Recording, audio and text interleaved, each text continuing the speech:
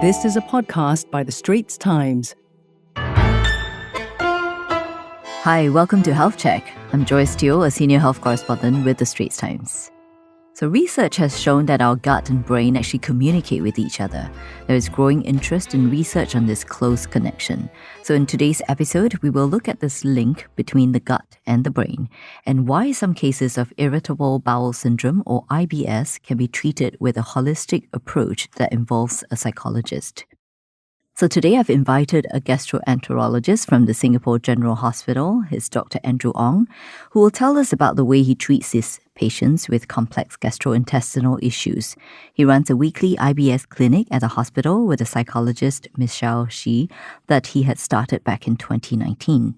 It is the only clinic in Singapore where you can go to the same place to see the specialist or the psychologist. And interestingly, Dr Ong also hosts the SGH Guts and Glory podcast on gastrointestinal topics. Hi Andrew, welcome to Health Check. Hi Joyce, thank you so much for inviting me to your podcast. So today we're going to talk about IBS and the link between gut health and mental health. So I'm very excited to find out more about the link. The gut has been called the second brain or the little brain. So can you start by telling us, about that link and how is that possible? Thanks for that question, Joyce. What people may not understand is that when you are a fetus and you're growing inside your mom's womb, the gut and the brain are already very closely linked. So the nerves from the gut actually originate from the same area that the nerves from the brain originate from. So what that means is that the neurotransmitters or these substances that communicate across nerves are actually the same within the brain and the gut. This is one of the reasons why when we use medications like antidepressants to treat pain in abdominal pain, there's actually a biological basis to it. So the brain and the gut are extremely closely linked to one another, to the point that I do not think there's any other organs within the body that has as much nerves as the gut outside of the brain and the spinal cord. But which is why at your IBS clinic, you have a psychologist there as well, right? It's because we strongly believe that in order to approach a patient holistically, you need to think of the human or the person as an integration of three different systems, right? There's the biological system, there's the psychological system, and there's a social situation. So for example, you may have a biological problem. There may be an issue with the functioning of your nerves, but you do have a psychological issue in the sense that you've been suffering with the condition for so long that you have certain coping mechanisms towards that pain. And the social part is important because how you grew up in a specific culture will determine how you would react to a certain illness. So when you approach a patient just solely on the biological basis, you are thinking over simplistically that you can treat the patient with a medication. But if you do not address the psychological state of the patient nor the social situation, then you will not be able to treat the patient holistically. And I think that's the basis of why we run our clinic this way in SGH. I see, that's interesting. So maybe for most people, I think we think of IBS and maybe just having diarrhea, constipation, bloating. So can you maybe tell us more about what IBS is? IBS, or Irritable Bowel Syndrome as it's called, it's chronic gastrointestinal condition. So that means it's something that happens for a long time. It's not something that comes and goes, diarrhea that you have after a food poisoning episode. And irritable bowel syndrome is very common. So I think in the world, maybe about 10% of the population has it. And I think from the data from post-COVID patients, it seems to be one of the common conditions that follow COVID as well. So there is going to be an avalanche of cases coming our way with regards to irritable bowel syndrome. And many people struggle with it because it's one of those diseases where you don't have a way to prove that it exists, right? So you don't have a scan to show that something is wrong. You don't have a blood test to say that something is wrong. And you just go by the patient's symptoms. But yet, this is something that eludes many doctors. It confuses many patients because I think many people just have a poor understanding of what this condition is. But it is a very real problem. It affects many people and it affects their lives greatly. But it's so common that people might just head to a GP to solve the problem. The fortunate thing about many conditions is you have a different spectrum of severities, right? So for irritable bowel syndrome, the mild cases, often our primary care colleagues do a fantastic job of treating these patients. But once you reach a certain level of severity, and we determine severity not just by the symptoms, but the way it impacts their life. So if this patient is taking multiple days of sick leave, they are not able to function at work because of their pain, or they are just having a lot of psychological issues because of the pain, like they develop anxiety or develop depression because of the pain. those are markers of severity to us. And I think once it reaches that stage, more has to be done than what they are currently receiving in primary care. I see. But also at the weekly clinic, you deal with the more complex cases. So usually the patients that we see in this clinic, patients that are referred from multiple sources, whether in public or private hospitals, often these are patients who have been seen by somebody, usually even seen by a specialist, and their condition is managed suboptimally, and therefore they come to our clinic seeking either a second opinion or an escalation of care. Okay, so these patients that you mentioned, the ones with complex cases, do they fit into a certain age group, or what kind of patients are they? We tend to see more patients in the younger population. I'm talking about working adults, so people in their 20s all the way to in their 40s. And we tend to see a higher proportion of females, and that fits with the demographics of IBS around the world. But we cannot discount the fact that we do see a lot of elderly patients in our clinic as well. And often these elderly patients have been suffering for many years. They're just very stoic about it, and they have probably kept it at bay for many years. And now it's starting to become a bit unmanageable, and then they come in. So how do you typically help them when they come in? The first step is to actually get the patient to understand what is the condition all about. Because many patients come to our clinic and they tell us that no doctor has actually explained to them what they have. And no doctor has ever advised them on what the treatment options are. So what they've usually been told is that this is all stress-related, or it's all in their mind, and that all the scans and all their scopes have come back negative. So that's the usual kind of patient that we get. And we spend a lot of time in initial clinic deconstructing a lot of the stigma that they've received. Because the patients come in and every patient wants a dignified diagnosis. They want to know that something is wrong, that they can explain, and that you actually believe what they're saying. So the moment that we are able to clinch a diagnosis, usually based on their history, we will spend a lot of time educating them about what exactly is going on. So we tell them this is a gut issue. This is not a issue with their mind. And that usually is a very important first step, because patients start to build rapport with us when they understand that we actually believe them. And I truly believe them because I see these conditions day in, day out. And then we really go on to explain what exactly is going on in their body. And we use exact examples that they tell us. So if they tell us they are struggling with drinking milk, I will explain to them clearly why they are struggling with drinking milk. I think once the patient understands what's wrong with them, then you can start exploring ways to treat them better. And then we introduce the concepts of psychology very early on, because there is a lot of stigma in Asian society still about mental health issues, and the link between the gut and the brain is not something that people accept readily. So we need to spend some time introducing it early so that the resistance for it will actually diminish with time. And we have to explain to them that the whole human entity doesn't exist in isolation, right? When you have symptoms, you find a way to try and talk about it within yourself, what's going on, how you cope with it. So all these things play a part in how we actually manage the patient. So you mentioned drinking milk. How is that linked to the brain then? There's this misconception that many people say they are lactose intolerant. To be honest, almost every Asian person I know does not absorb lactose, because that's the way our genetic makeup is. But why do some patients develop symptoms and some don't? And some of the studies have shown that patients who develop symptoms, actually, it's not that they are not absorbing the milk well, because everyone who's from an Asian descent probably will not absorb the milk well. But it's because the nerves within their gut are so sensitive that they're picking up the stress that the milk is causing onto the intestine. So milk is a poorly absorbed sugar when you don't have the enzyme to digest it. So what happens is that it gets fermented inside the gut, and it produces gases. It produces what we call short-chain fatty acids that pull water into your gut. So you get diarrhea, you get bloating. Those are your common symptoms with milk. And so the patients who are sensitive to begin with will develop symptoms to whatever they ingest. It's just that milk is one of the more common culprits. And so in this group of patients, most of the time they have a latent diagnosis of something like irritable bowel syndrome.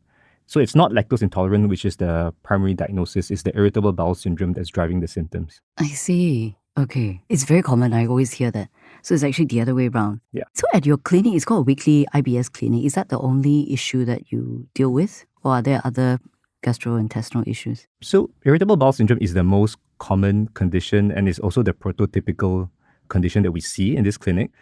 But there is this entity called functional dyspepsia, which what many lay people will call gastric or gastritis. And it's probably easier to call it gastric anyways, because functional dyspepsia is a mouthful, but it is also very common because we tend to eat a lot as Singaporeans, and we tend to abuse our stomach in ways that we shouldn't. And therefore, many of us actually develop sensitivity of our stomach. And it's also known that in many Asian patients that symptoms that appear to originate from the stomach actually is the colon that is giving you the issue, your large intestine. And therefore, you might have irritable bowel syndrome, even though your symptoms seems to be quite high up. So you're saying that you mean when people think that they have gastric, it's actually not gastric, it's IBS instead? Yes, to make things even more confusing, often you have both, right? It's because your gut is just one long tube.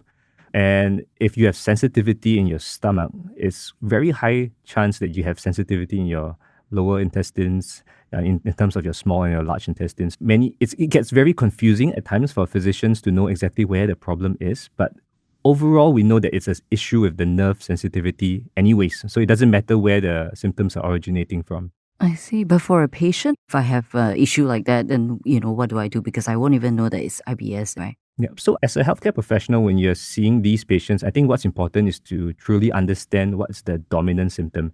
So many patients will be a bit different. Some will have abdominal pain as their main issue. Some will have diarrhea. Some will have constipation. Some will have bloating. So once we know where to target our focus on, then we know how to treat that symptom. Therefore, we always go by the predominant symptom rather than clinching a diagnosis. Find us on Apple, Spotify, Google Podcasts, or via the Google Voice Assistant and Amazon Alexa-enabled devices. And now back to our podcast episode. Now back to my conversation with Dr. Andrew Ong, a consultant gastroenterologist at the Singapore General Hospital. So maybe tell us more about your clinic, how you treat the patients there, and when do the psychologists come in? Having a psychologist is very much a bonus to any physician because what a psychologist does differently from a psychiatrist is a psychiatrist deals mainly with mental health issues, right, and can prescribe medications. But a psychologist is one who understands human behaviors and tries to change human behaviors to adapt to a situation. If we believe that an illness does not exist totally in a biological isolation, that means you have a psychological state that contributes to your manifestation of the disease, it's not surprising that a psychologist would be helpful because for a patient who has been struggling with a health issue for a long time, they will develop what we call inflexible thinking. So they might insist on doing scans, they might insist on doing certain things because they have convinced themselves that this is the way that they can improve their health, or this is the way they can find out more about their condition. And this stems from healthcare professionals sometimes giving them wrong information, false reassurance, and I don't blame the patients for reacting that way. So where a psychologist comes in is that if I notice that there is a persistent, what we call a cognitive process, so something is going on in their mind that is controlling the way they behave. So for example, if a patient catastrophizes, right? So what this means is that they feel a symptom coming and they start to be so fearful of the symptom that they avoid the entire social situation that they are in. They run away and go home. They don't want to take the MRT. And their quality of life is affected because of this. So something is wrong in the way they're perceiving their situation.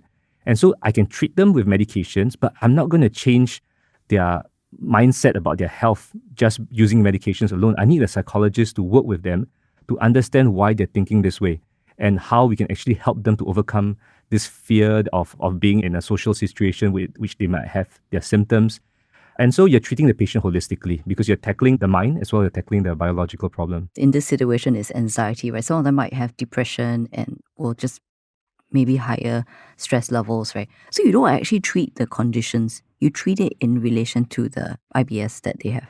Yes, if you really want to be more purist about the whole situation, we're actually treating the patient because no two patients are the same. You realize that everyone's life situation is different. So you have to tailor your management plan towards the patient's life situation. So an example would be, if I have a patient who comes in with abdominal pain, right? And what I've noticed is that they developed these symptoms during the pandemic.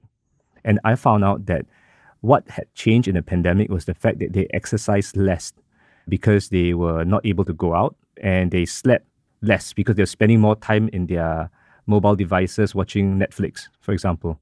And the patient themselves may not even link all the dots together, but I have built this narrative in my mind just based on talking to the patient. And so if I give them a medication, but I do not change their lifestyle, then nothing is going to change, right? So I had patients like that where all we did was to send them for a program of regular exercise as well as committing to sleeping better and sleeping more. And that actually took away their symptoms. So it wasn't the medication that did the deal, it was changing the lifestyle. And I think we underestimate the power of some of these things. Right, but it sounds like you need to spend more time with the patient at this clinic. Yes, we have to spend more time with the patient, but you also need to understand how to ask the right questions, because asking the right questions will give you the answer half the time. And what I've done in the past is I actually studied talk show hosts for a while. So people like Larry King, Oprah Winfrey, Jimmy Fallon, I've watched their shows and I've asked myself, why is it that they are able to get such nice information from their interviewees? Is it an intentional thing? Because it seems to be unscripted. And I realized it was the power of the questions. If you ask the questions the right way at the right time, and if you listen to the patient such that you can chain a few of your questions together, then you will get a lot of useful information from the patient. You can be a journalist as well. I wouldn't go as far as saying that, but it does help, even when I was running my own podcast, just to understand the power of questions. So just want to share an example. There was a study that looked at survivors of 911, right? And it was a very stressful situation for many of these survivors. And their brain structure and their hormone profile changed after the incident. So that was an acutely stressful situation. And that in turn led to them developing chronic abdominal pain issues, right? And many studies have shown as well that people who went through adverse life events, so that means they have gone through sexual abuse, they've gone through separation of their parents and at a young age, they develop chronic abdominal pain issues as well. So what the studies have shown is that your brain changes when you're acutely stressed. And that change in your brain will determine the way you perceive your pain signals coming in from your gut. And therefore, it's not surprising that many of these patients have developed abdominal pain issues. But they've been mistakenly labeled by their healthcare physicians as having their symptoms stress-induced. But perhaps what they had was a difficult life to begin with. And then their gut became sensitive because of those factors. And it wasn't their current situation that triggered all those issues to appear. So I think there's still a lot of a misunderstanding about this condition. So what are the cases like in your clinic? Is it okay to talk about them? So I had this lady who came into my clinic with constipation. And she's seen many doctors in the public hospitals and private hospitals. They've cycled her through many different laxatives and she wasn't improving. One of the first few things I did, obviously, was to talk to her to find out more about her current situation. But I also examined the muscles within the anus as well as the rectum, just to make sure that the muscles were working properly, because I also run the pelvic floor service at SGH, so we actually deal with some of these issues. And I noticed that she couldn't coordinate the muscles to push her stools out. So that was a good find, and some doctors might have stopped at that and sent her for treatment. But the question I asked myself was, why did she develop this now? And why did she come forward now when she probably had all these problems maybe since young? And what I noticed from her history was that she was an athlete in school, right? She was working in a very stressful job, had a type A personality. And what I've realized talking to her was the whole act of sitting on a toilet bowl to poop was a performance to her. And if she couldn't do it, she became anxious because she added the pressure on herself to perform. And it was so obvious in the way that she was describing to it, because her body language showed when she was describing how frustrated she was. If I hadn't picked that up, I wouldn't be able to treat her holistically, because what we had to do with her and the psychologist was to deconstruct some of her thinking processes. Why was it so important that she could poop? Why was it so important that she had to do this and prove to herself certain things? And what she realized as we worked with her was that she didn't have to do these things. Some of it was self-inflicted. Some of it was still difficult for her to let go. But eventually she got better because she herself understood that this wasn't a performance. This was just a normal thing that people do, right? So we corrected the ability to poop by sending her for physiotherapy. But at the same time, the psychological therapies helped as well. And she came off the medications. She actually need not take laxatives for as far as I remember when I last saw her. And I think that was a great success story. And we don't have such wonderful success stories for everyone. But this shows we are so quick to rush to give the patient a pill just to solve all their problems, when you actually realize that the human body is so complex that the mind's involved in many of the way our body function. And so we need to think of it holistically. Thanks for the example. That's good. Helps us understand this process and this link.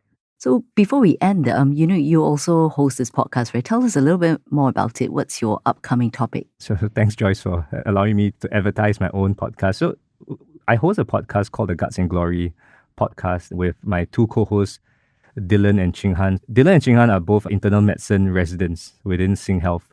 I myself, as a gastroenterologist, I work with them and we create episodes to talk about gastroenterology topics. And so we made this podcast primarily for medical students during the pandemic because of the lack of teaching that they were all struggling with. We are doing an episode on diarrhea in someone with a compromised immune system. So it may sound very technical, but I think it's a useful episode for healthcare professionals. All right. So thank you for your time, Andrew. Thank you so much, Joyce, for inviting me. Well, that's a wrap for Health Check, a podcast series by the Straits Times. I'm Joyce Teo. Don't forget to share this podcast episode with your friends and family. If you'd like to read my articles, we have links in the podcast text description below.